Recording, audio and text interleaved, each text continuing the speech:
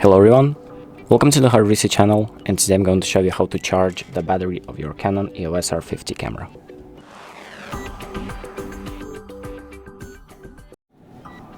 So there are two things that we're going to need.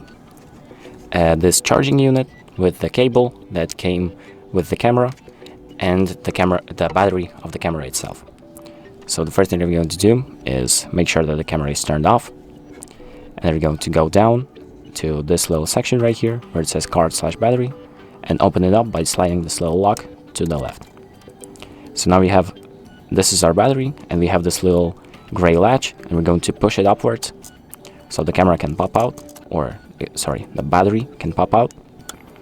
And now let's just grab this battery and slide it into this place right here as it says. So the arrow should be on the bottom, and we can just push it down like this.